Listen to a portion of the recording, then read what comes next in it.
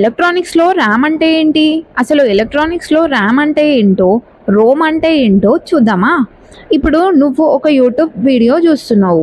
ఆ వీడియో నువ్వు కరెంట్‌లీ చూస్తున్నావు కాబట్టి ఈ ర్యామ్‌లో అయితే స్టోర్ అవుతది.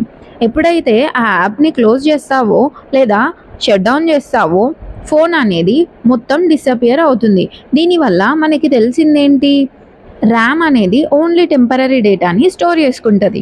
ఇంకా అర్థమయ్యేలా చెప్పాలి అంటే మన కంప్యూటర్స్‌లో కూడా యూజ్ చేస్తాం ఈ ర్యామ్‌ని. డేటాని టెంపరరీగా స్టోర్ చేస్తది కదా మరి. కంప్యూటర్‌లో ఎందుకు యూజ్ చేస్తున్నామని అనుకోవచ్చు. ఈ ర్యామ్ యూజ్ చేయడం వల్ల మన కంప్యూటర్ అనేది ఫాస్ట్‌గా రన్ అవుతుంది. మనం ఎప్పుడైనా గమనించొచ్చు. మన కంప్యూటర్‌లో ఏదైనా వర్క్ చేస్తున్నప్పుడు సడెన్‌గా పవర్ పోతే కొంత టైంకి ఆ డేటానైతే మనం లాస్ అవుతాం. సో, ర్యామ్ అనగానే ఇట్ టెంపరర్లీ స్టోర్స్. సో, ర్యామ్‌ని అయితే మొబైల్స్, కంప్యూటర్స్‌లో యూజ్ చేస్తున్నాం. మరి రోమ్‌ని ఎక్కడ యూజ్ చేస్తాం? రోమ్‌ని కూడా మొబైల్స్‌లో, కంప్యూటర్స్‌లో యూజ్ చేస్తాం. ఎందుకు? పర్మనెంట్ స్టోరేజ్ కోసం యూజ్ చేస్తాం. పవర్ పోయినా కానీ రోమ్ అనేది డేటాని, ఇన్‌స్ట్రక్షన్స్‌ని సేఫ్‌గా ఉంచుతది.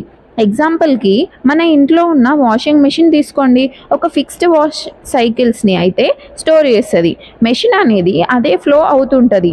ఇది పర్మనెంట్ డేటాని స్టోర్ చేస్తది. మరి ఈ రోమ్‌ని ఎందుకు యూజ్ చేస్తాం? It provides non volatile, permanent and reliable storage for essential programs and operates a system. RAM అనేది డేటాని టెంపరరీగా స్టోర్ చేస్తది. రోమ్ అనేది డేటాని పర్మనెంట్‌గా స్టోర్ చేస్తది.